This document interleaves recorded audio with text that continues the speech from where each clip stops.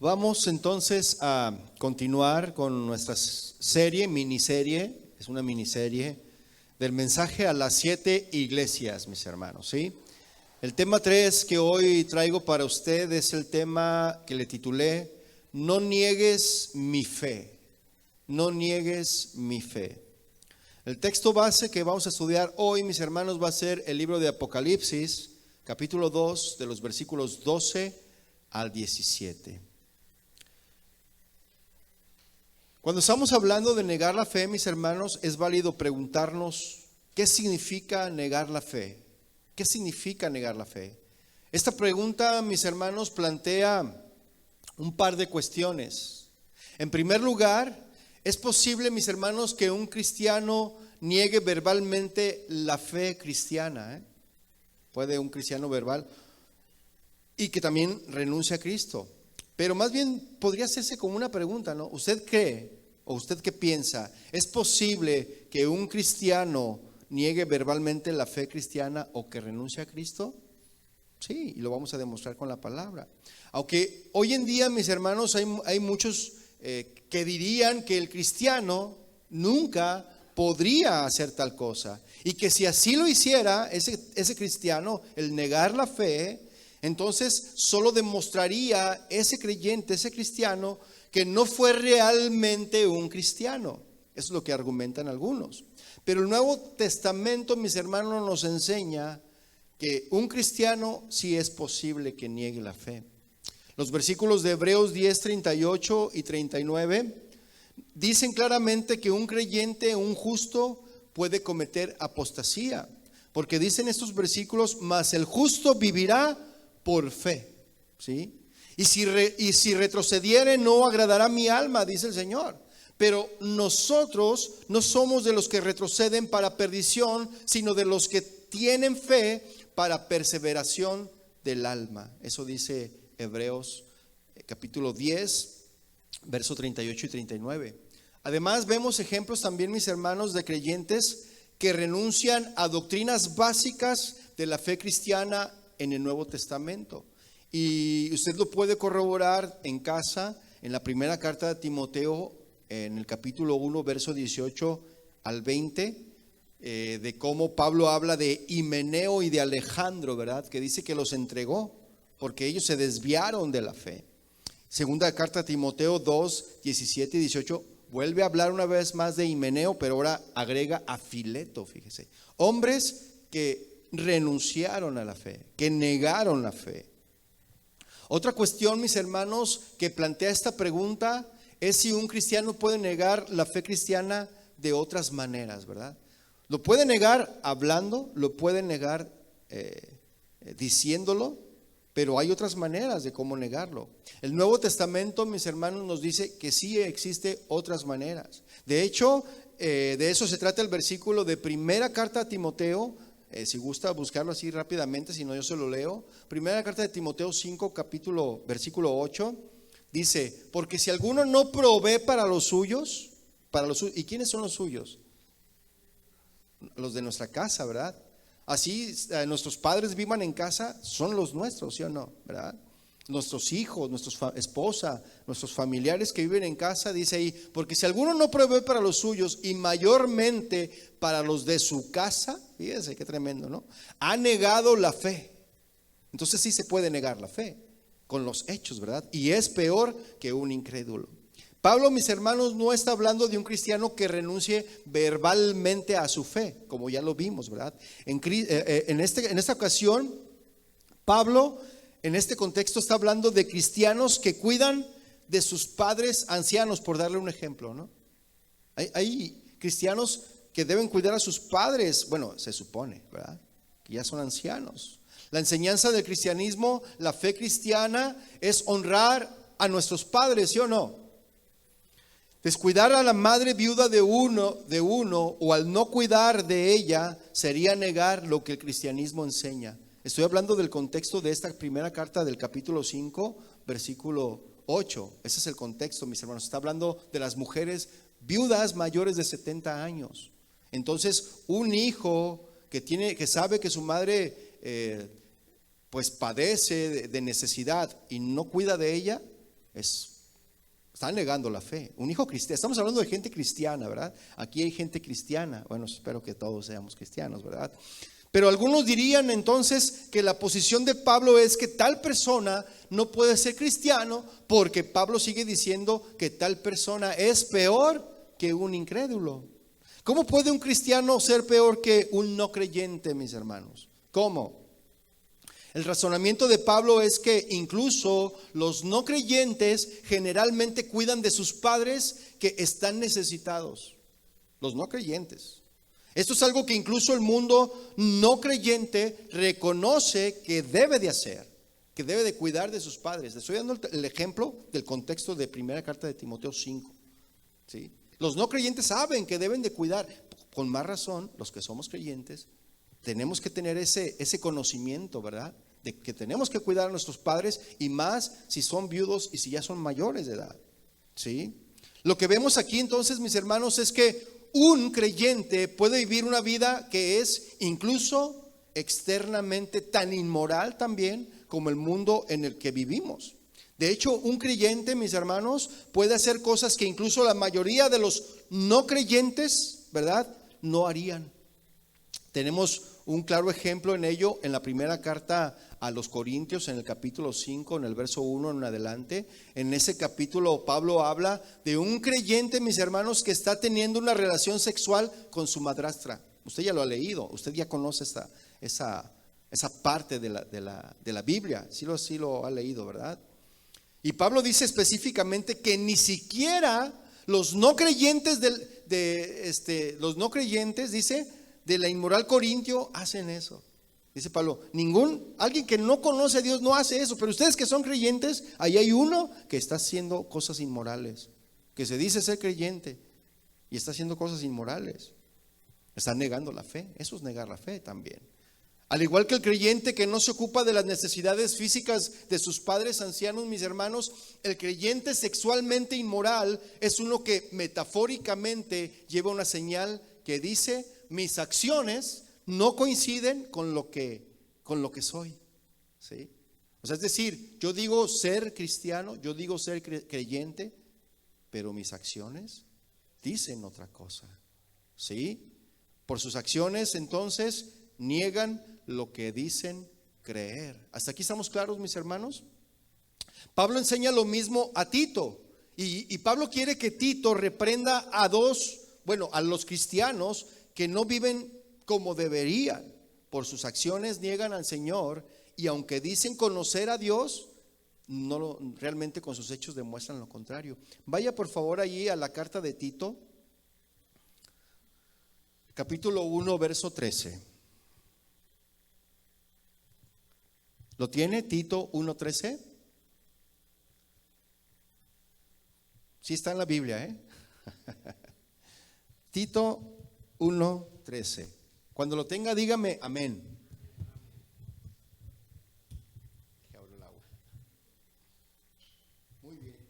Muy bien, déjelo leo. Tito 1:13 dice: ese testimonio es verdadero, por tanto, repréndelos duramente para que sean sanos en la fe. Fíjense, Pablo le está diciendo a Tito: repréndelos duramente para que sean sanos en la fe.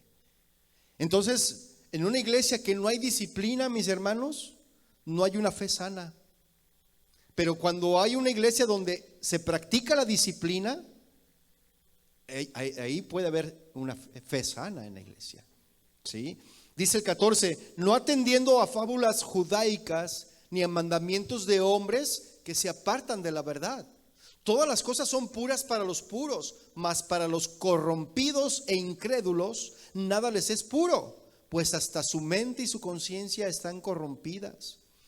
Verso 16 dice: profesan conocer a Dios, fíjese, profesan conocer a Dios, pero con los hechos, ¿qué? Lo niegan, fíjese. Siendo abominables y rebeldes, reprobados en cuanto a toda buena obra. Los cristianos, entonces, mis hermanos, efectivamente pueden negar la fe. Pueden hacerlo verbalmente o pueden hacerlo también con sus acciones. De esas dos maneras, mis hermanos, un cristiano puede negar su fe. Y aunque si no se arrepienten, cada uno de los versículos que estamos viendo aquí nos enseña que hay consecuencias por negar la fe cristiana, ¿verdad? Hay consecuencias. Así que vaya por favor a Apocalipsis capítulo 2, versículo 13. Una vez que vimos la introducción de qué es negar la fe, pasemos a leer nuestro texto base, hacemos una oración y comenzamos con el desarrollo del tema. Muy bien. Apocalipsis 2, 13. Yo conozco tus obras y dónde moras, donde está el trono de Satanás, pero retienes mi nombre y no has negado mi fe, ni aun en los días que Antipas, mi testigo fiel, fue muerto entre vosotros, donde mora Satanás. Vamos a orar, mis hermanos. Padre, te doy gracias a ti hoy en esta tarde por tu presencia entre nosotros. Nos gozamos, Señor, en tu presencia, nos deleitamos en la adoración, sentimos tu amor, sentimos tu abrazo, sentimos derramar tu perdón sobre cada uno de nosotros. Pero ahora te rogamos, Padre, que tú hables a través de tu Espíritu Santo a nuestros corazones, que tu palabra fluya con poder y que podamos recibir tu palabra y que podamos entenderla, también comprenderla para poderla llevar a la práctica, Señor. No solamente queremos ser oidores, sino también queremos ser hacedores de tu palabra. Te damos gracias, Padre, por tu palabra que es viva y eficaz, en el nombre de Jesús. Amén y amén. Y mire, mi hermano, si observamos las iglesias cristianas que fueron fundadas en estas ciudades gentiles, las que vamos a ver ahorita, estas 7 iglesias, fueron fundadas en iglesias 100% gentiles, ¿sí? No eran judías, no eran de la raza judía, ni tampoco estaban en tierras judaicas, ¿verdad? No estaban en tierras del Medio Oriente donde se formó la nación de Israel. Eran iglesias cristianas, mis hermanos, rodeadas ¿de qué? De paganismo, rodeadas de idolatría y de perversión inmoral también. Todas estas iglesias, mis hermanos. Por lo tanto, su desarrollo espiritual para estas iglesias, mis hermanos, era complicado, ya que tenían siempre que ir en contra de la corriente. ¿No se le hace algo parecido hoy en día? De que estamos en medio de una sociedad corrompida, en medio de ciudades, de pueblos, ¿verdad? Incluso estamos rodeados de ambientes que están corrompidos hoy el día por el pecado, ¿verdad? Y estas iglesias pues no era la excepción, mis hermanos. Mire, en Éfeso, le recuerdo rápidamente, fue reconocida por sus obras, ¿lo recuerda? La iglesia de Éfeso fue reconocida por sus obras, su arduo trabajo y paciencia.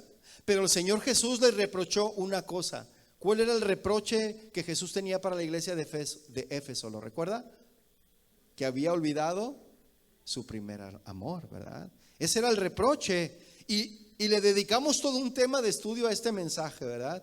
Enseguida llegó el mensaje, el segundo mensaje a la iglesia de Esmirna, que significa mirra, ¿verdad? Esta palabra Esmirna significa mirra, a la cual Jesús no le reprochó nada, mis hermanos. A la iglesia de Esmirna fue la primera iglesia que aparece en ese orden, que Jesús no le reprocha nada, mis hermanos. Al contrario, le animó a perseverar en medio de la tribulación que ellos estaban pasando, en medio de esa pobreza que ellos tenían. Jesús les decía, tú dices ser pobre, pero realmente tú eres rico, ¿verdad? ¿Se acuerda que les decía Jesús? Y ellos perseveraban, ¿verdad? Y el Señor les dice, si ustedes perseveran, ¿verdad? Si ustedes perseveran hasta la muerte, si son fieles hasta la muerte, yo les voy a dar el premio que es la corona de vida. Fíjese. Y el mensaje de hoy, mis hermanos, la iglesia de Pérgamo no es la excepción. Estudiaremos lo que Jesús quiere para esta iglesia de Pérgamo, pero también al mismo tiempo vamos a ver lo que Jesús quiere para esta iglesia local, Casa de Oración Southgate, ¿ok? En primer lugar, mis hermanos, debo aclarar que las 7 iglesias no eran ficticias, no eran inventadas, eran reales estas iglesias, existieron. Estas iglesias existían en el momento que Juan escribe o que recibe más bien el encargo de transmitir el mensaje del Señor Jesús a cada una de estas iglesias. Y muchas iglesias actuales se parecen. Actualmente, hoy en la actualidad, muchas iglesias se parecen en parte o en todo a una o varias de estas iglesias. Y también quiero recordarle que el ángel, ¿verdad?, que menciona ahí, a quien se dirige el mensaje, podría ser el encargado o pastor de la congregación. Amén, la cabeza en este caso. Cuando Juan recibe, mis hermanos, las cartas de las 7 iglesias, Pérgamo está en su época de apogeo económico y político. Por ello, lo que el apóstol transmite a los creyentes de esa ciudad puede sorprender a más de uno. Mire, vaya ahí a Apocalipsis 12, versículo 1, para que leamos.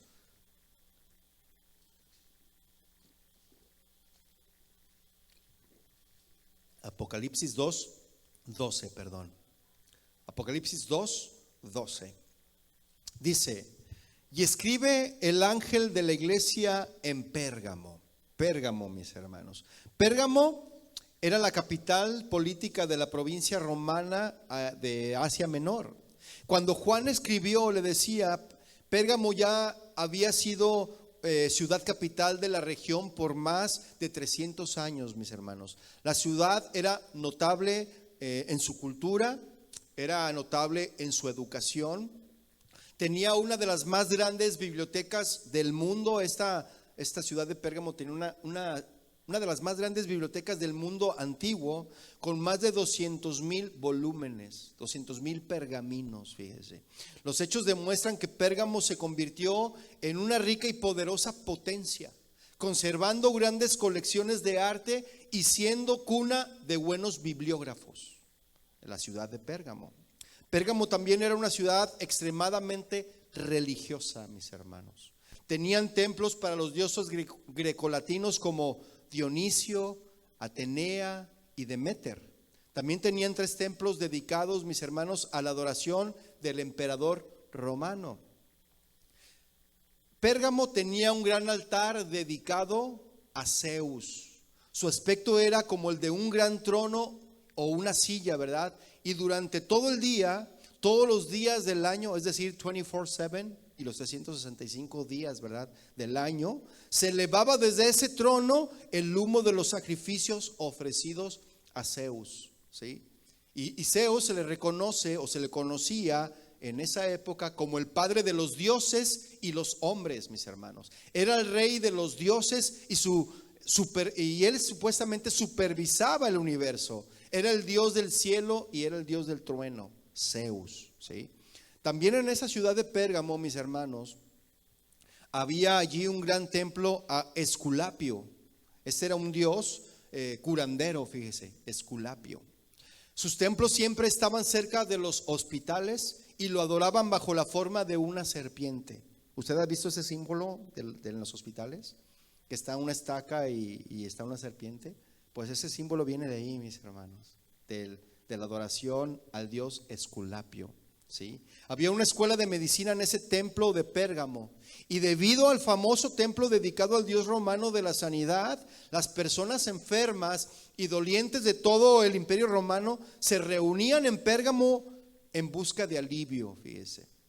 Este símbolo significaba salud para los de Pérgamo. Ya sabe usted cuál símbolo le acabo de decir. Pero para los cristianos este símbolo representaba el mal, mis hermanos. Un título famoso que se le daba a Esculapio era el del Salvador, un título que solamente le pertenece a Jesucristo, el Salvador, ¿sí? Pérgamo también era el centro del culto al César, y esto significaba, mis hermanos, que los cristianos de Pérgamo vivían bajo una continua amenaza de muerte y nunca sabían cuándo les caería la espada a estos hombres, a estos cristianos ahí de Pérgamo. Todo esto, mis hermanos, hacía de Pérgamo el centro del paganismo y la maldad, el trono de Satanás, porque así dice la escritura, ¿verdad? Todo esto que le estoy diciendo, lo hacía el trono de Satanás, ¿sí? Era el lugar donde se obligaba a los hombres a dar nombre de Señor a César, de Salvador a Esculapio, ¿verdad? Y de padre de los dioses a los hombres, y de los hombres a Zeus. Para un cristiano, mis hermanos, no había nada que fuera más demoníaco y satánico que todo eso. Imagínense de todo lo que estaban rodeados los cristianos en la iglesia de Pérgamo, con lo que tenían que luchar. Y Pérgamo, mis hermanos, significa ciudadela, significa acrópolis, o sea, significa también altura. Se dice que esta ciudad estaba fundada o fue creada o sitiada arriba de un cerro, de una montaña, ¿verdad? En ese periodo, mis hermanos, en ese periodo que Juan escribe esta carta, se efectuó la traición de la iglesia y a su verdadero esposo, ¿sí? Jesucristo, produciéndose, mis hermanos, el adulterio espiritual. Y continúa diciendo el versículo 12: el que tiene la espada aguda de dos filos dice esto. En Apocalipsis 1:16, mis hermanos, Juan observó que la boca de Jesús era como una espada, que salía una espada aguda de dos filos. Ahora Jesús les muestra aquí a la iglesia de Pérgamo esa espada de dos filos, ¿verdad? Y Jesús confrontará a esta iglesia con su espada, y ellos sentirán el filo agudo, mis hermanos. Y de la misma manera, mis hermanos, que Jesús confronta con su boca con esa espada de dos filos, de esa misma manera, mis hermanos, también Jesús nos confronta a nosotros con ese mismo filo de esa espada, ¿sí? Esto nos recuerda el pasaje de Hebreos. Vaya por favor, deje un apartado en Apocalipsis y vaya por favor a Hebreos 4:12 para que veamos las palabras que están escritas ahí. Esto que habla de yo soy el que tiene la espada de dos filos. Fíjese lo que dice Hebreos 4:12. ¿Lo tiene? Porque la palabra de Dios es viva y eficaz. Vamos a esperar un momento que lo encuentre. ¿Ya lo tienen? Dice Hebreos 4:12: porque la palabra de Dios es viva y eficaz, más cortante que toda espada, ¿de qué? De dos filos, y penetra hasta partir, ¿qué? El alma y el espíritu, las coyunturas y los tuétanos, y discierne los pensamientos y las intenciones del corazón. ¿No le ha pasado, mi hermano, que cuando escuchas la palabra de Dios te sientes como descubierto? ¿Sientes como que te están dando un hachazo? Y dices, ¿quién le habrá contado al pastor lo que de mi vida? No, yo no conozco su vida, mi hermano. Es el Señor que conoce su vida, ¿sí? ¿Sí se ha sentido usted ese filo que dice, todo lo que están diciendo es para mí? Y a veces hasta duele, ¿no? Y quieres a la salida esperar al pastor para decir, ¿quién le dijo? ¿Sí o no? Porque te da coraje. ¿Por qué está diciendo esas cosas? Pero es la palabra de Dios, mis hermanos. Es la espada de dos filos que penetra, ¿sí?, a nuestros pensamientos. Descubre nuestros pensamientos, descubre las intenciones de nuestro corazón. Y la palabra de Dios nos hace cambiar de parecer, nos hace cambiar nuestras vidas. ¿Sí o no, mis hermanos? Y Jesús usará esta espada, mis hermanos, para hacer una separación entre los mismos cristianos de Pérgamo. Eso es lo que hace la palabra de Dios, mis hermanos. Porque acuérdese que los que escuchan la palabra de Dios, solamente hay dos respuestas para aquellos que escuchan la palabra de Dios. Hay dos reacciones. ¿Cuáles son, mis hermanos? La primera es que crees y te arrepientes. Y la segunda es que escuchas y te enojas. ¿Sí o no? Nada más hay de dos, mis hermanos. Entonces la espada de dos filos es lo que hace, mis hermanos. Separa. Y va a ser lo mismo aquí. Va a separar a los cristianos de la iglesia de Pérgamo. Los va a separar. Va a decir, con la misma palabra del Señor, va a abrir las intenciones, ¿verdad? Y mire, según las leyes romanas, mis hermanos, los gobernadores estaban divididos en dos categorías, según las leyes romanas. Los que tenían la ley de la espada y los que no la tenían, ¿sí? Los que poseían la ley de la espada tenían el derecho de muerte o vida sobre su provincia. Ellos decidían quién moría y quién se salvaba. Estos gobernadores. Su palabra era ley suficiente para que cualquier hombre fuera ejecutado al instante, mis hermanos. Sin embargo, los cristianos no deben olvidar que Cristo siempre tiene la última palabra, ¿sí o no? Él siempre tiene la última palabra, pues Él posee la espada de dos filos. A veces, mis hermanos, Dios nos lleva a lugares difíciles, de verdad. Dios nos lleva a lugares difíciles. Jesús vino a este mundo y le rechazaron. Jesús fue rechazado. Por lo tanto, mis hermanos, si vivimos en un ambiente hostil, recordemos que Jesús sabe y conoce todo ese dolor que padecemos. ¿Sí o no? Él nos ve y nos entiende. Jesús nos ve, nos entiende. Tiene una palabra especial para los que viven en un lugar difícil o para los que están pasando momentos o situaciones adversas difíciles. Como lo dice el siguiente versículo de Apocalipsis 2, versículo 13. Vaya ahí, por favor. ¿Lo tiene? Dice Apocalipsis 2:13. Yo conozco tus obras. Y el Señor Jesús ha dicho esto mismo a las otras iglesias, ¿verdad que sí? Ya lo hemos visto. Él dice, yo conozco tus obras. Es cierto que también en cada uno de nosotros el Señor conoce nuestras obras, conoce nuestro corazón, aunque realmente pues no hay mucho que conocer, ¿verdad? Él conoce todas las cosas. Dice, yo conozco tus obras y ¿dónde moras? Donde está el trono de Satanás. ¿Qué es lo que significa que ellos moraban donde está el trono de Satanás? ¿Qué significa eso? Ya lo explicamos brevemente, ¿verdad? Pero en muchas maneras, mis hermanos, Pérgamo era un fuerte del poder satánico. Era un lugar, era una fortaleza del lugar satánico. ¿Y qué es lo que hacía una fortaleza? ¿O qué es lo que hace una fortaleza, mis hermanos? Mire, hay muchas opiniones diferentes. Algunos creen que es porque Pérgamo era el centro de la religión pagana, especialmente de Esculapio Soter, que esto significa Esculapio Salvador. Otros creen que es porque Pérgamo tenía un gran altar en forma de trono dedicado al dios romano Zeus. Y otros piensan que es porque Pérgamo era el centro político de la adoración demandada por el gobierno romano, lo que esto la convertía en el trono de Satanás. Y el Señor Jesús lo afirma, ¿verdad? Moras donde está el trono de Satanás. Tú ahí moras, Pérgamo, en el trono de Satanás. No era fácil para los cristianos evangelizar, mis hermanos, y estar de pie en un lugar como este. No era fácil. Pero dice ahí, pero retienes mi nombre. Continúa diciendo, ¿verdad? Al versículo 13 dice, pero retienes mi nombre.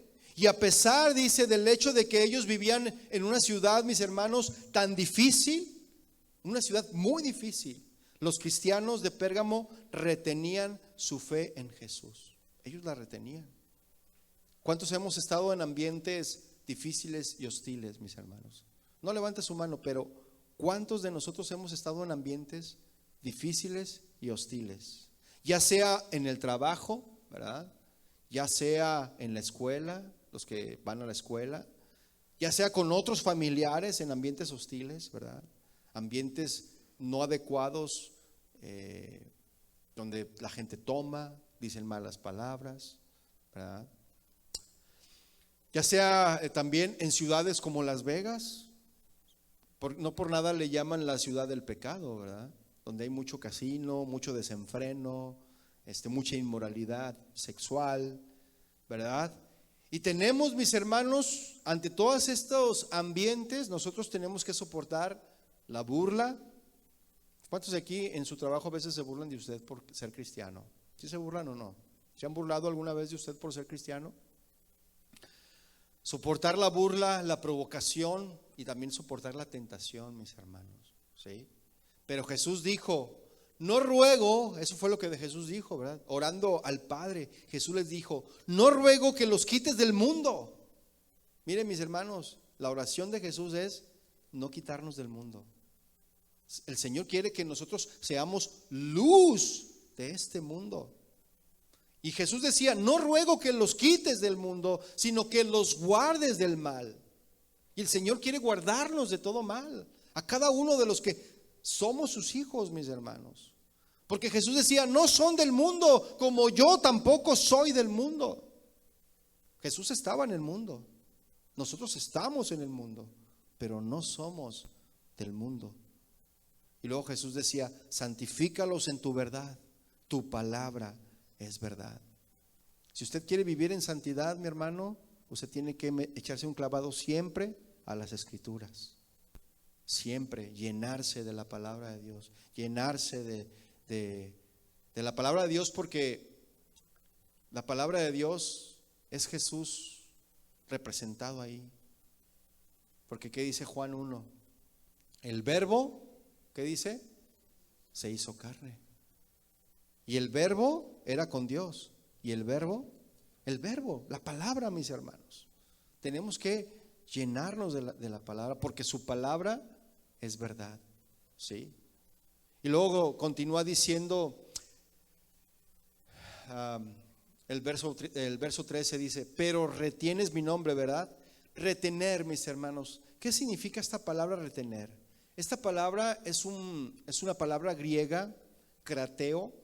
Es una palabra que significa vigor grande, ¿no? Es como un vigor enorme, que significa usar la fuerza, agarrar, en sus formas literales y figurativas. También significa esta palabra retener, significa echar mano, guardar, abrazar, aferrar, tener y tomar.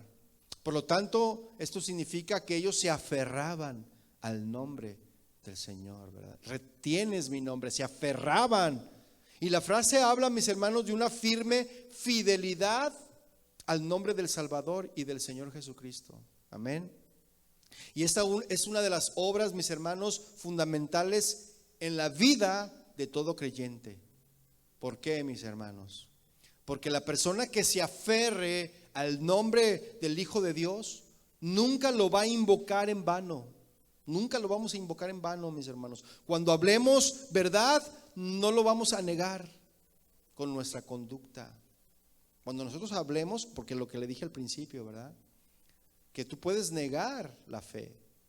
Tú puedes decir que eres cristiano, pero con tus hechos puedes negar la fe. Así que cuando tú hables verdad, con tu conducta, no lo vas a negar. ¿Sí?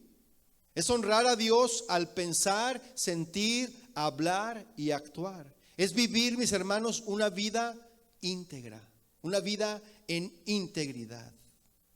Dice ahí, continúa diciendo el versículo 13, y no has negado mi fe. ¿Sí? Dijimos que había también un templo para adorar al emperador romano como Dios, ¿verdad?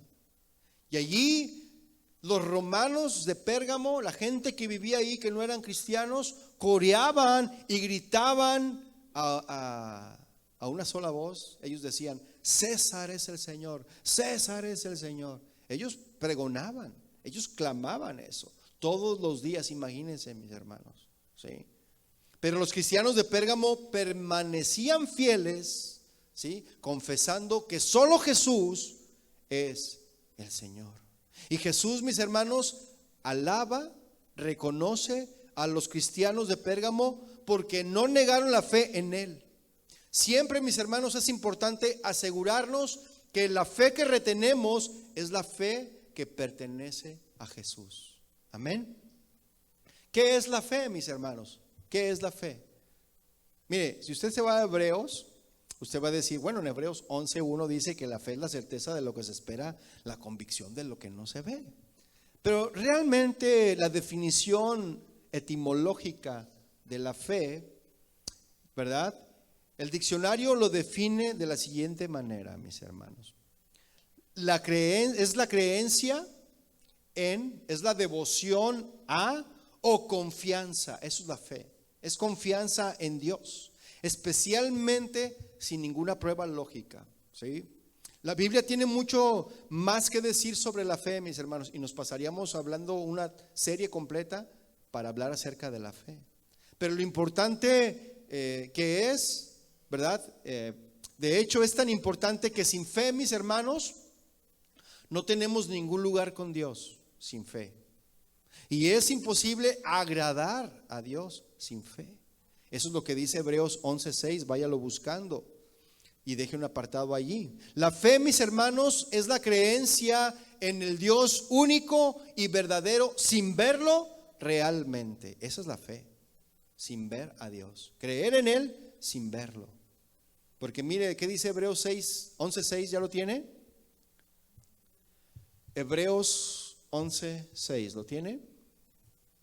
Vea lo que dice ahí. Pero sin fe, ¿qué?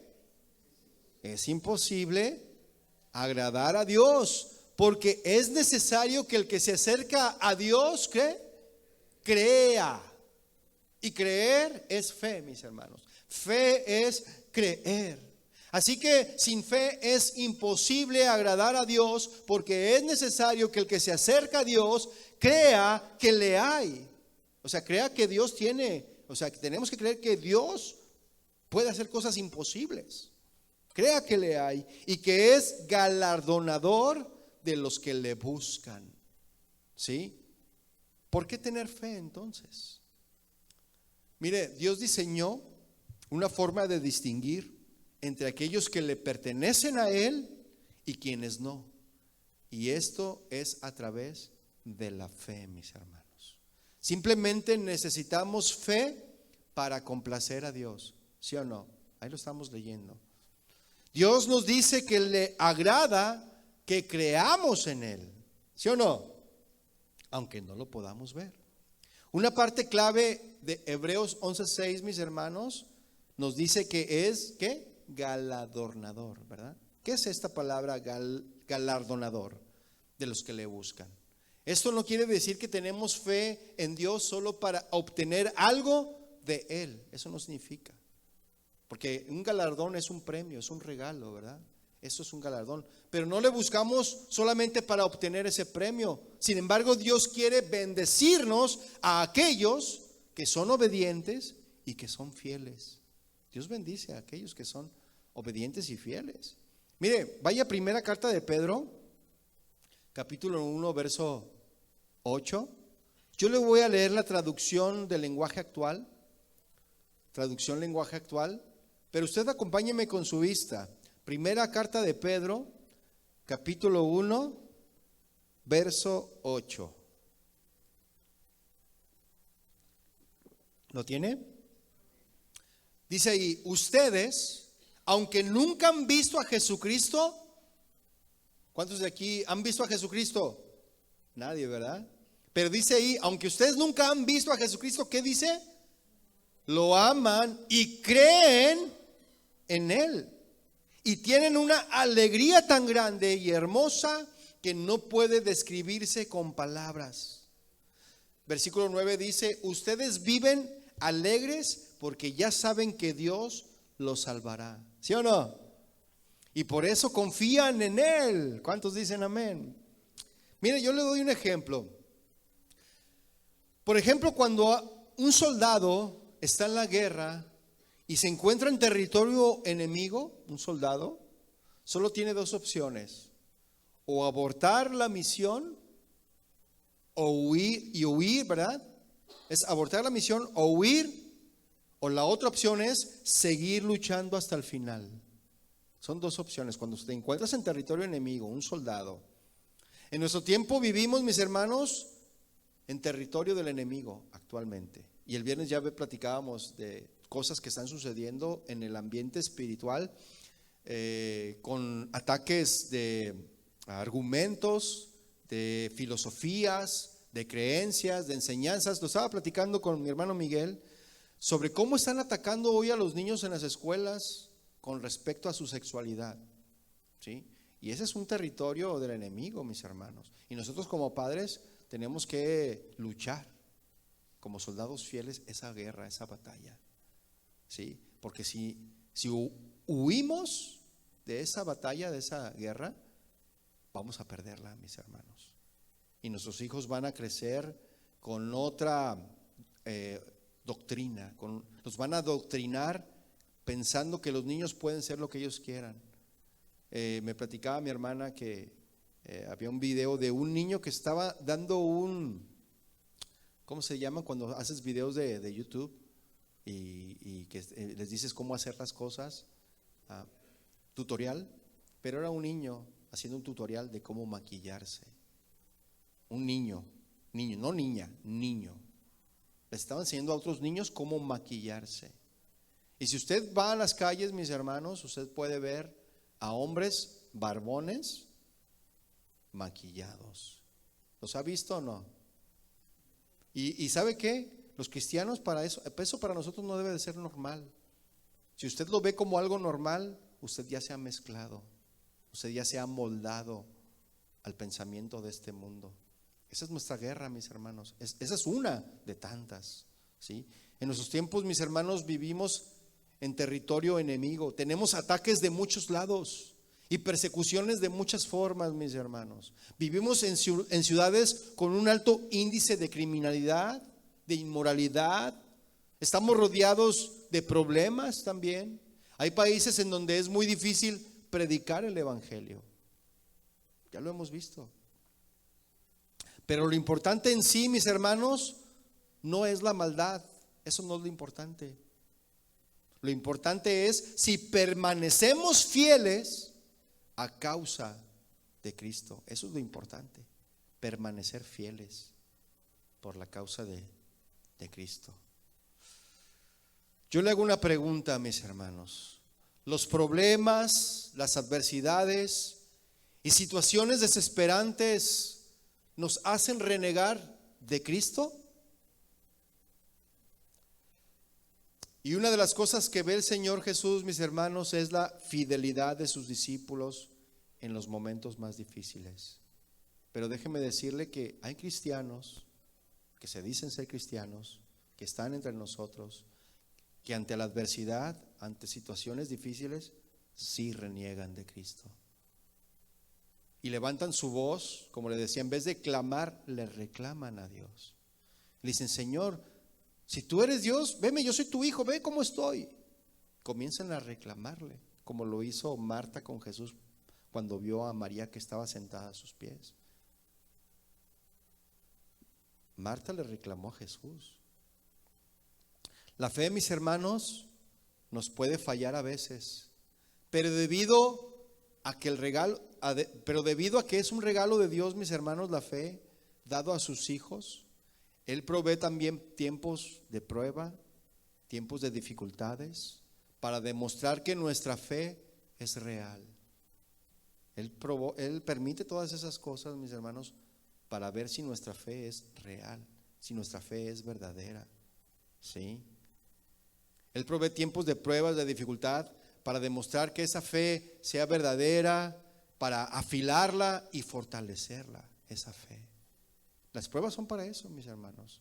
Las situaciones, los tiempos que vivimos contrarios, es para eso, para afilar nuestra fe, para probar nuestra fe, para hacernos más fuertes en la fe. Y esto es porque Santiago 1, váyalo buscando, Santiago 1, verso 2 al 4, nos dice que debemos de tener por sumo gozo, ¿verdad?, cuando nos encontremos en pruebas, porque la prueba de nuestra fe produce perseverancia, produce paciencia y nos madura, aportando la evidencia de que nuestra fe es real, mis hermanos. Vaya por favor, ahí ya lo tiene, Santiago 1:2. Santiago 1:2.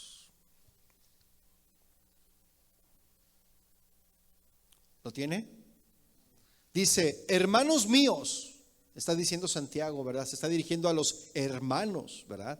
A una iglesia, a los cristianos, a los creyentes. Les dice: hermanos míos, tened por sumo gozo cuando se encuentren en diversas pruebas, sabiendo que la prueba de vuestra fe, ¿qué? Produce paciencia. Mas tenga la paciencia su obra completa, para que sean, ¿qué? Perfectos y cabales, sin que les falte cosa alguna. Entonces, ¿para qué es la fe, mis hermanos? ¿Para qué es probada nuestra fe? Para ser perfectos y cabales y que no nos falte ninguna cosa. Mire, hermanos, Estamos en el principio de dolores. Pero cuando esto sea más fuerte, lo veíamos, a lo mejor a nosotros no nos toca la persecución fuerte, pero a nuestras siguientes generaciones sí, mis hermanos. Les puede tocar a nuestros hijos o hasta a nuestros nietos la persecución. Tenemos que prepararlos, mis hermanos, con las escrituras. No podemos dormirnos, no podemos conformarnos con el domingo que les enseñen ahí en su salón. No, mis hermanos, nosotros como padres tenemos responsabilidad muy grande ante nuestros hijos, de enseñarles, de guiarles, de instruirles, de prepararlos para estos tiempos que se están ya viniendo, mis hermanos. Lo estamos viendo ya, pero no debemos de conformarnos, no debemos de moldearnos, mis hermanos. Tenemos que estar alertas. Prenda el discernidor, mis hermanos. Prenda ese detector de maldad, ¿verdad? Dice el versículo 13, continúa diciendo, dice, y no has negado mi fe, ni aun en los días que Antipas mi testigo. ¿Y qué significa esta palabra testigo? De la palabra griega martus, que significa mártir. Y Antipas mi testigo fiel fue muerto entre vosotros donde mora Satanás. Ahí fue muerto entre vosotros donde mora Satanás. Antipas fue un mártir, mis hermanos, y fue pastor de la iglesia de Pérgamo. Fue muerto delante del pueblo, mis hermanos, porque acuérdense que hacían sacrificios al dios Zeus. Y él dice la historia que murió quemado dentro de un buey de bronce. Ahí fue donde él murió quemado, Antipas. Y nada que ver con el rey Antipas, con Herodes Antipas, nada que ver. Pero dice que él murió en un buey de bronce quemado. Cuando le decían que renunciara a Cristo, él le decían, ¿sabes qué? Renuncia a Cristo y vas a salvar tu vida. Si ustedes dicen renuncia a Cristo y voy a salvar tu vida, ¿usted qué va a hacer? Le voy a contar una historia. Le voy a contar una historia en un país soviético, en uno de los países de ahí de Rusia, cuando cayó el socialismo, y todos los cristianos salían proclamando en las calles, dándole gloria a Dios y proclamando que Cristo era el Señor. Y empezaron a reunirse en iglesias, y en eso, mis hermanos, en una iglesia donde estaba lleno el lugar, entra un grupo armado de soldados y comienza a decirles a todos los que estaban ahí, todos los que no, en esos momentos no nieguen su fe, los que no nieguen van a morir, les dijeron esos soldados. Y era un grupo armado. Así que todos aquellos que renieguen o que no son cristianos, salgan de este lugar. Y todos comenzaron a salir. Y dice que solamente quedaron como 3 personas. Entonces esos soldados dijeron, ahora sí, hermanos, estamos los que somos verdaderos cristianos, vamos a alabar al Señor. O sea que así la espada del Señor es, mis hermanos, va a dividir. La iglesia de Pérgamo iba a ser dividida de esa manera. Iban a salir los que eran verdaderos con los que eran falsos. Los que negaban la fe con los que sí no negaban la fe. Y esa historia que le cuento es verdadera, mis hermanos.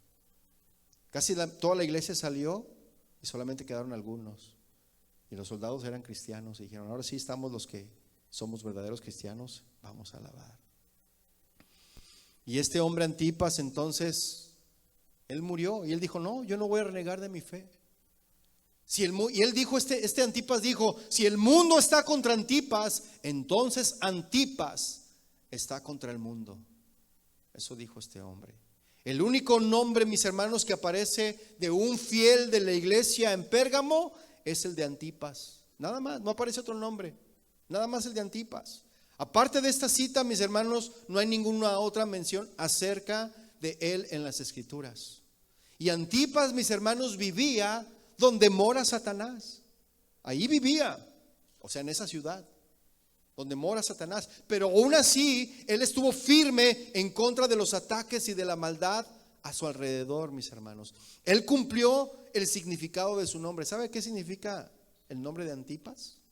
Significa en contra de todos. Eso significa Antipas.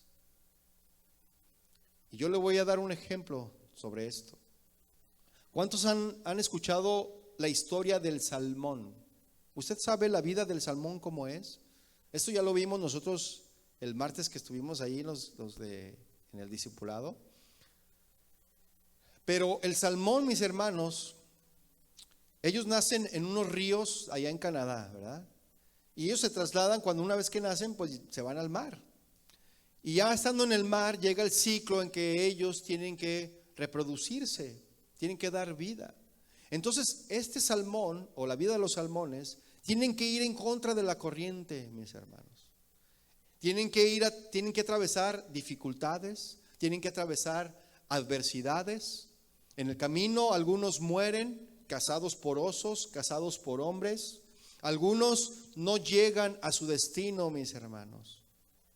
Su único destino, su único objetivo del salmón es llegar al mismo lugar donde ellos nacieron para poder dar vida. Esa es la única finalidad del salmón. ¿Sí lo ha escuchado la vida? Si no, lo invito a que lo haga. Entonces, el salmón, una vez que llegó al lugar donde él nació, donde vio nacer su vida, una vez que llega a ese lugar, ¿sí? Desova, saca todo el caviar que tiene y muere. Muere, mis hermanos. Si nosotros como cristianos no morimos, no podemos dar vida. Hay que morir para vivir. Y el salmón tuvo que atravesar dificultades y su único objetivo era dar vida. Y la vida de los cristianos se asemeja a la vida del salmón. Vamos en contra de la corriente, mis hermanos. Tenemos que ir en contra de la corriente. En el camino nos vamos a encontrar con adversidades, nos vamos a encontrar con obstáculos. Inclusive algunos podemos quedar en el camino, pero sin negar nuestra fe. ¿Sí? Pero nuestro objetivo, claro, tiene que ser el de dar vida, mis hermanos. Aunque muramos, hay que morir a nuestros deseos, hay que morir a nuestros anhelos, hay que morir a nuestros deseos, a nuestros anhelos, a nuestros sueños, para poder dar vida, mis hermanos. Amén. Pero los cristianos, la iglesia de Pérgamo, recibe dos reprensiones fuertes por parte de Jesús, ahí en Apocalipsis 2:14. Dice esta carta, ¿verdad?, que va dirigida a los cristianos allí en Pérgamo. Pero tengo unas pocas cosas contra ti. Y los cristianos de Pérgamo, mis hermanos, eran reconocidos por retener el nombre de Jesús y por mantener su fe. Pero al mismo tiempo, su ambiente difícil, ¿verdad?, no los excusaba de unas pocas cosas que Jesús tenía en contra de ellos. ¿Cuáles eran estas cosas, mis hermanos? Que tienes ahí a los que retienen la doctrina de Balaam, que enseñaba a Balac a poner tropiezo ante los hijos de Israel. Y aquí el Señor, mis hermanos, pone de manifiesto uno de los principales problemas de esta iglesia, y es la doctrina de Balaam. Y probablemente no solamente de esa iglesia, sino también de muchas iglesias. La doctrina de Balaam. ¿Cuál era esta doctrina de Balaam, mis hermanos? ¿Cuál era esa doctrina de Balaam? ¿Usted sabe cuál es? ¿La ha estudiado? ¿Se ha preguntado cuál era esta doctrina de Balaam? Balaam, mis hermanos, era un prototipo de todos esos maestros corruptos. Ese era Balaam. Balaam fue un profeta de Dios que se corrompió, mis hermanos. Como hoy en día hay muchos que se corrompen. ¿Sí? Le hizo caso a Balac, mis hermanos, para maldecir al pueblo de Dios. Pero Dios no se lo permitió. ¿Sí recuerda? Que hasta el burro no quería andar y comenzó a golpear al burro, y el burro habló con Balaam. Y tuvieron una charla ahí de burro a burro. Y le dice el burro: ¿por qué me pegas? Oh, camina. Pues no caminas. Y ni cuenta se había dado que el burro estaba hablando. Es que ya le dice: no, es que enfrente de mí hay un ser. Le dice el burro. Entonces Dios le abrió los ojos y vio un ángel que estaba ahí y no le permitió Dios ir a maldecir al pueblo de Israel. ¿Sí recuerda esa historia? Y Dios le había dicho que no lo hiciera. ¿Y sabe qué significa Balaam? Balaam significa desviador del pueblo. Eso significa Balaam. Balaam fue también un profeta mercenario por amor al dinero, mis hermanos. Qué tremendo, ¿no? Amor al dinero y a las cosas materiales. No pudiendo él mismo maldecir al pueblo, aconsejó a Barac, rey de los moabitas, para fomentar que los israelitas se unieran y se casaran y adulteraran con las mujeres moabitas. Eso le aconsejó Balaam a Balac. De esta manera los israelitas se contaminaban con la idolatría de los moabitas. Balaam quedó en la literatura judía, mis hermanos, como el prototipo del inductor al mal, alguien que induce al mal. Y de ahí la palabra, ¿verdad? Dice en Números 31:16, búsquelo si quieres, si no yo se lo leo, dejando un apartado en Apocalipsis. Números 31:16 dice: he aquí, por consejo de Balaam, ellos fueron causa de que los hijos de Israel prevaricasen contra Jehová en lo tocante a Baal Peor. Y Baal Peor significa idolatría, mis hermanos. Por lo que hubo mortandad, dice la escritura, en la congregación de Jehová. Es decir, Dios envió juicio y miles murieron por esa situación. ¿Sí? ¿Quién era Baal Peor, mis hermanos? Que menciona Números 31:16.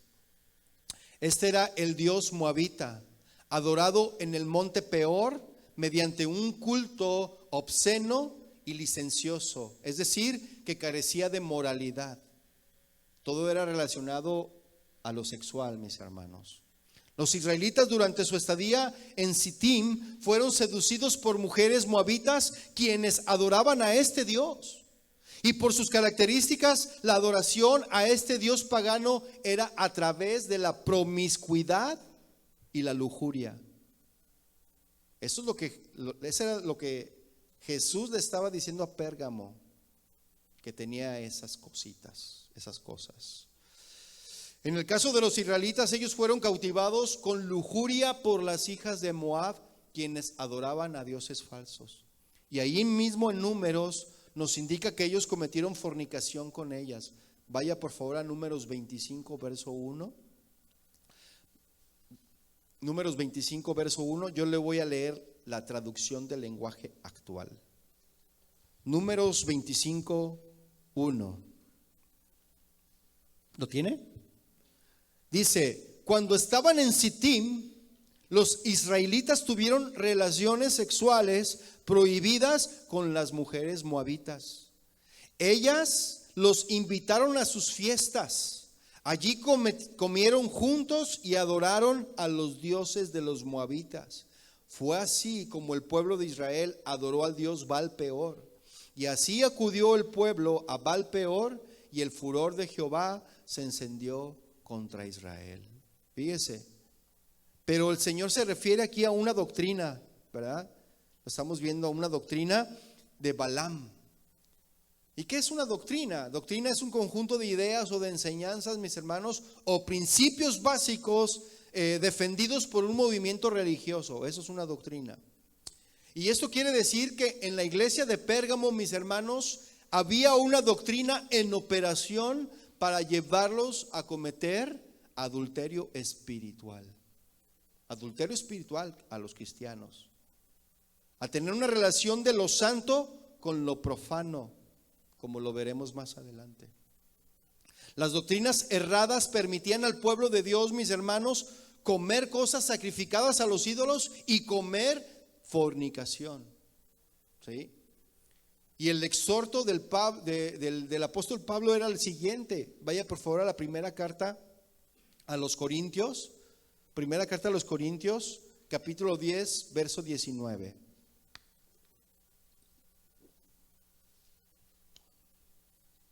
Primera carta a Corintios 10, 19.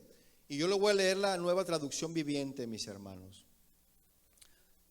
La primera carta está después de Romanos, Está Hechos, Romanos y luego está primera carta a los Corintios. Capítulo 10, verso 19. Recuerde, yo le voy a leer la Nueva Traducción Viviente y dice: ¿qué es lo que trato de decir? ¿Que la comida ofrecida a los ídolos tiene alguna importancia o que los ídolos son dioses verdaderos? No, de ninguna manera. Lo que digo es que esos sacrificios se ofrecen a los demonios, no a Dios. Y no quiero que ustedes tengan parte con los demonios. Ustedes no pueden beber de la copa del Señor y también de la copa de los demonios. No pueden comer de la mesa del Señor y también de la mesa de los demonios. ¿Qué comunión tiene la luz con las tinieblas? ¿Qué comunión tiene el mundo con los cristianos, mis hermanos? ¿Qué comunión? Estamos en el mundo, pero no somos ni participamos de las cosas del mundo.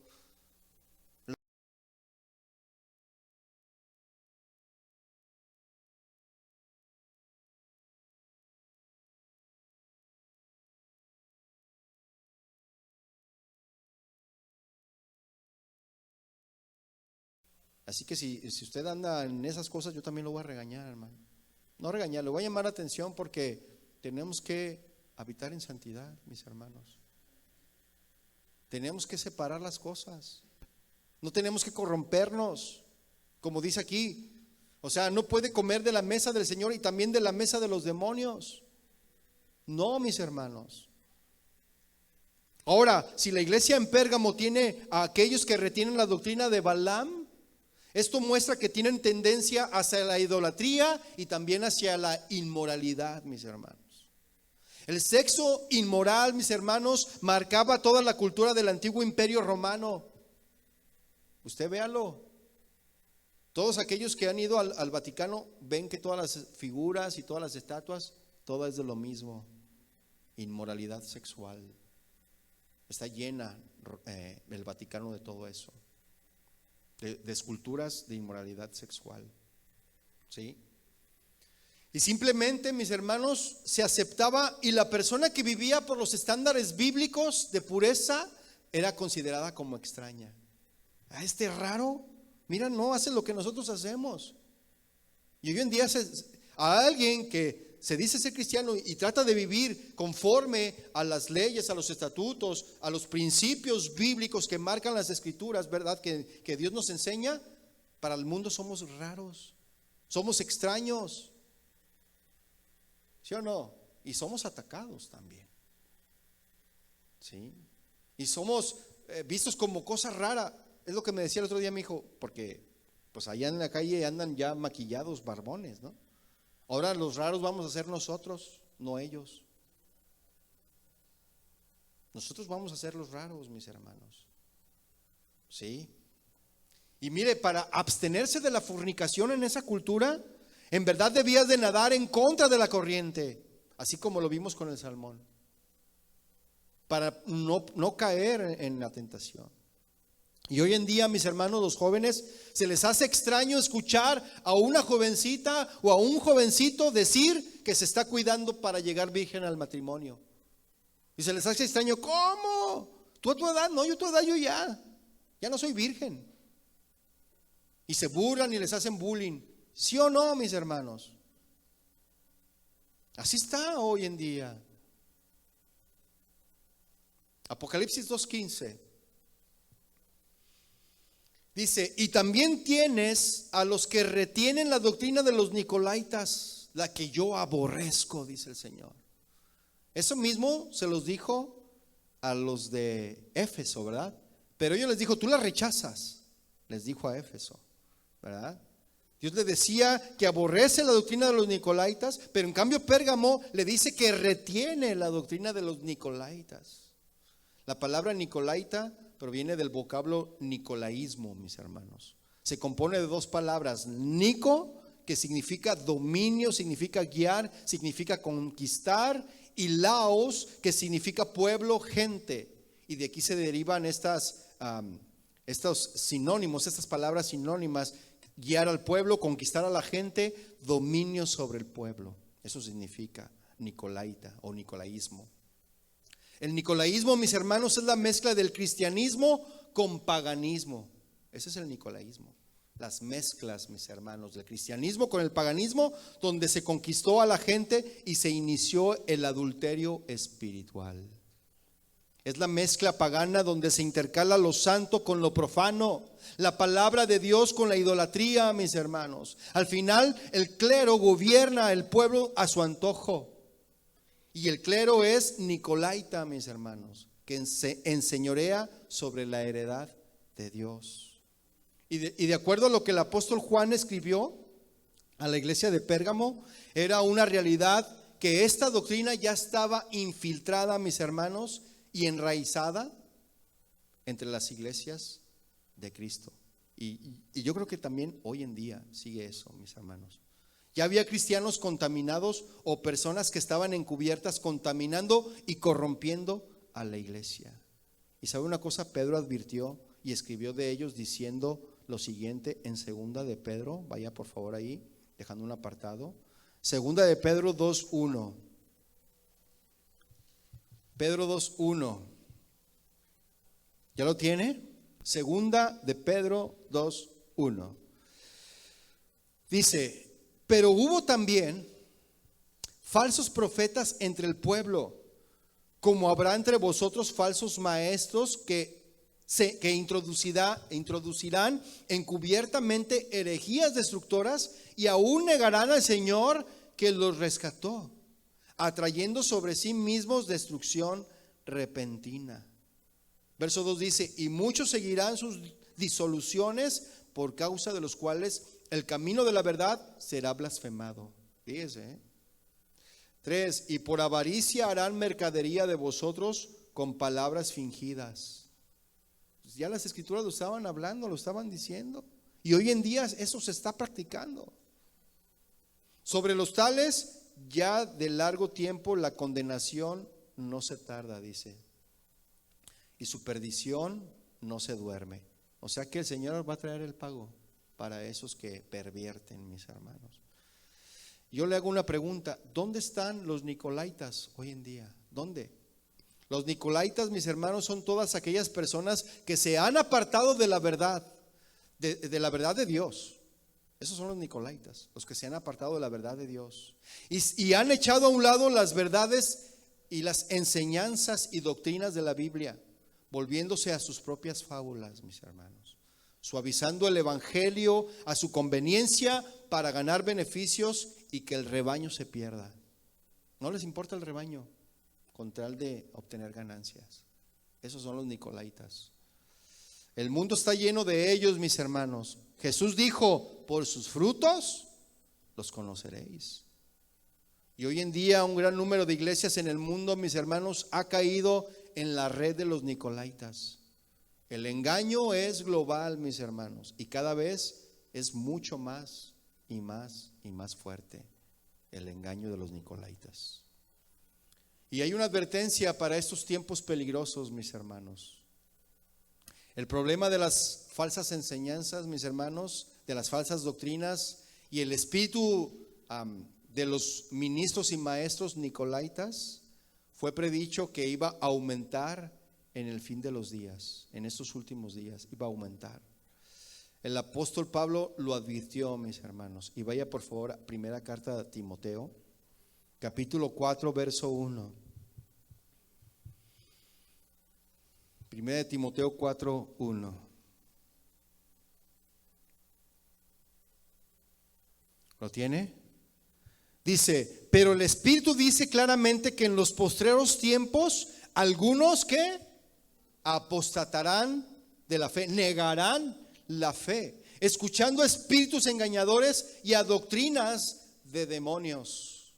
El consejo del apóstol Pedro es el siguiente, mis hermanos. Vaya a primera de Pedro 5:1. Primera de Pedro 5:1, rápidamente, yo se lo leo. Ruego a los ancianos que están entre vosotros, yo anciano también con ellos y testigo de los padecimientos de Cristo, que soy también participante de la gloria que será revelada. Apacentada la grey de Dios que está entre vosotros, cuidando de ella, no por fuerza, sino voluntariamente, no por ganancia deshonesta, sino con ánimo pronto, no como teniendo señorío sobre los que están a vuestro cuidado, sino siendo ejemplos de la grey. Fíjese, ya desde ahí ya se estaba viendo esto. Y lo que Jesús quiere que haga la iglesia de Pérgamo, mis hermanos, y nosotros también, es lo siguiente. Vaya por favor allá a Apocalipsis 2:16. Vea lo que quiere el Señor. Después de todo esto, que tiene esas pocas cosas, que no son tan pocas, ¿verdad? Era la inmoralidad sexual, la revoltura de la fe verdadera con la fe falsa. Vea lo que Jesús quiere que haga que la iglesia de Pérgamo haga, y nosotros también. Apocalipsis 2:16. Por tanto, ¿qué? Arrepiéntete. Es un llamado a arrepentirse de la doctrina de Balaam y del nicolaísmo, mis hermanos. Jesús nos dice, arrepiéntete. Y la palabra arrepiéntete sobresale en este mensaje a 5 de las 7 iglesias, mis hermanos. Les dice, arrepiéntete. Arrepentirse, mis hermanos, es un mandato que aplica a todos los cristianos y no solamente a los que llegan por primera vez a Jesús. A todos los cristianos.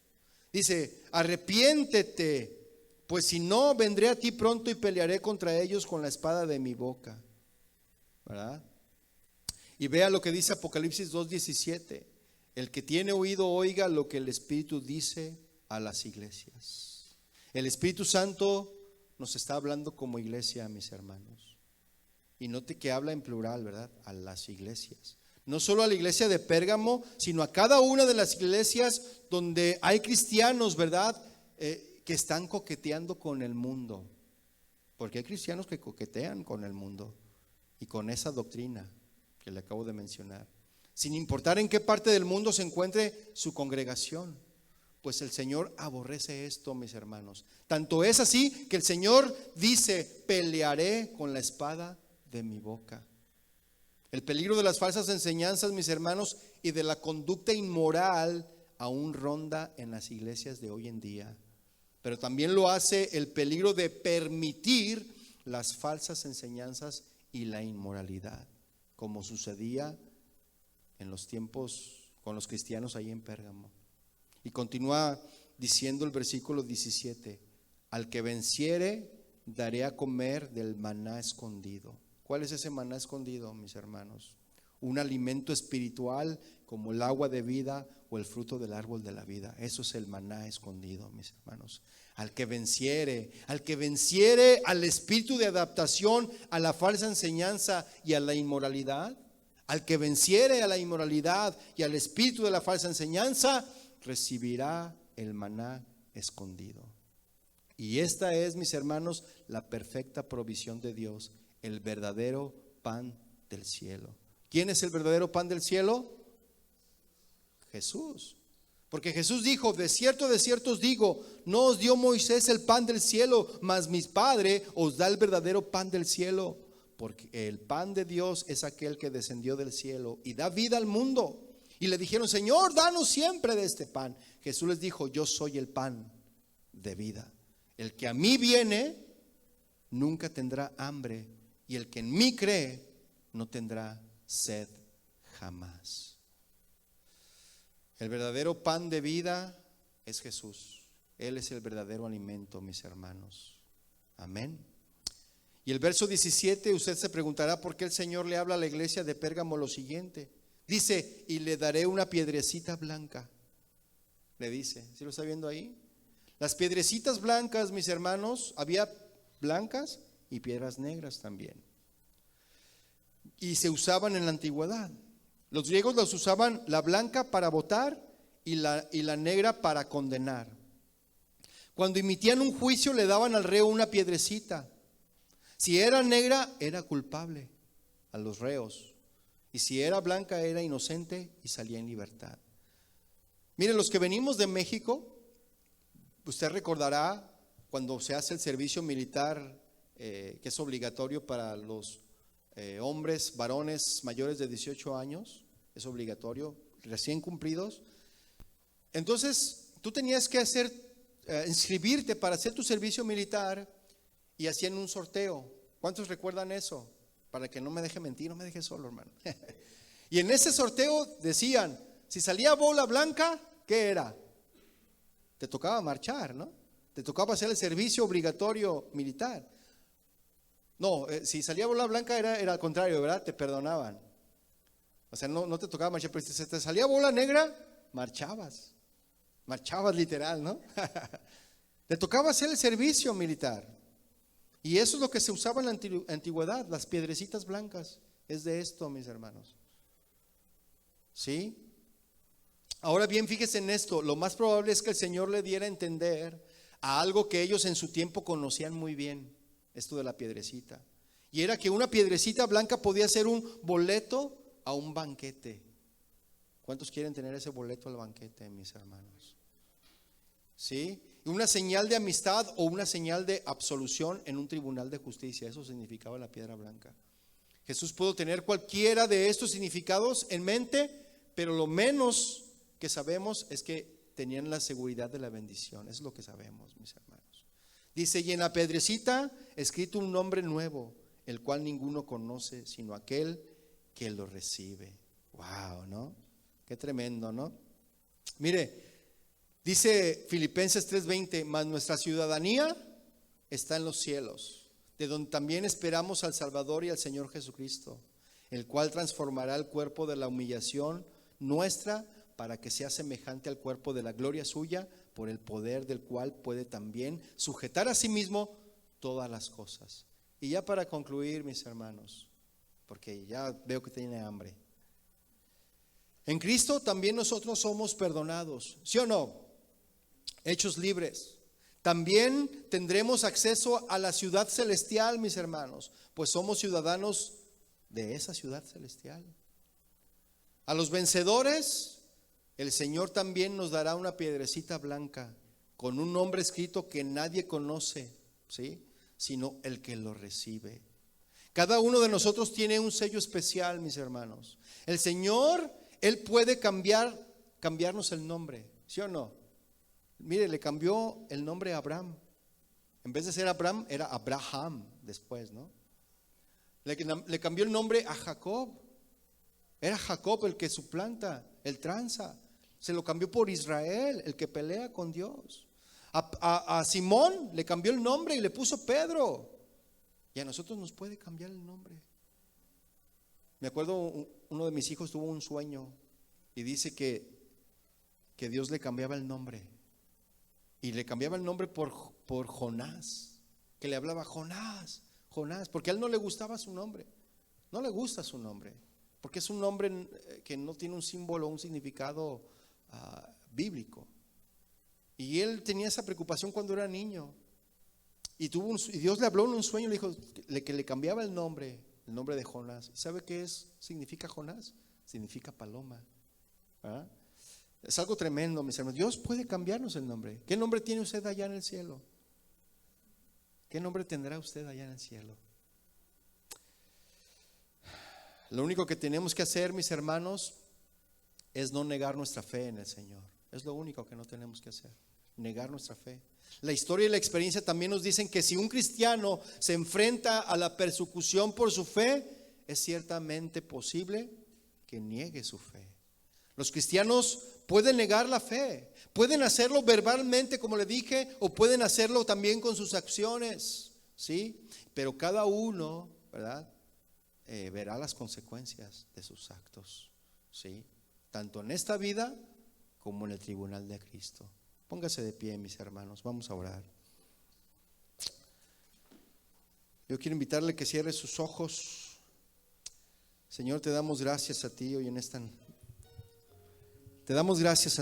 tarde, Padre, por tu presencia. Gracias por tu palabra, Señor, que nos instruye, nos enseña, nos redarguye. Tú no quieres, Señor, que nosotros estemos coqueteando con el mundo. Tú quieres que en estos últimos tiempos seamos cristianos verdaderos, que seamos luz, que seamos sal, que no nos mezclemos con el mundo. Ciertamente estamos en el mundo, pero no pertenecemos a él.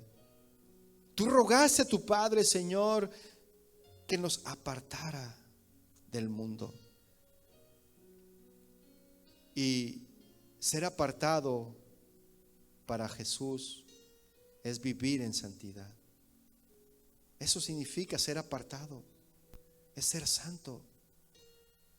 Y dice el Señor en los últimos tiempos a todos aquellos, les dice: si tú eres santo, santifícate más. Si tú eres inmundo, practica la inmundicia todavía. Si tú no quieres vivir en santidad, sigue viviendo esa vida. Pero yo vendré, dice el Señor, y traeré condenación, traeré juicio a este mundo. Y apartaré a los que son míos y separaré a aquellos que no son trigo. Señor, yo quiero estar en aquellos que son tus hijos. Yo quiero vivir en santidad en estos últimos tiempos. No importa lo que yo padezca, no importa la burla, no importa la opresión, no importa lo hostil que sea el ambiente en el que yo esté, pero yo quiero ser luz, Señor. Llevar esa luz a aquellos que aún no te conocen y demostrar que tú vives en mi corazón. Padre, ayúdanos, te necesitamos, Señor. No queremos ser como esta iglesia de Pérgamo que vivía en la inmundicia, que vivía en la inmoralidad sexual, que vivía con doble moralidad y con doble pensamiento. Queremos ser de una sola pieza, Señor, así como tu Hijo Jesucristo es, de una sola pieza. Queremos ser sin doblez, Señor. Ayúdanos, te necesitamos, Padre. Padre, yo te ruego por cada familia de esta congregación. Te ruego por cada varón, por cada mujer, joven, por cada jovencita, por todos los niños, Señor, de esta congregación, los ancianos que se congregan aquí, para que tú les des la fortaleza, la sabiduría, la llenura de tu Espíritu Santo, para que puedan pelear la buena batalla y que puedan perseverar y llegar hasta el final. Gracias, Padre, te doy a ti por habernos rescatado y te bendecimos en el nombre de Jesús. Amén y amén.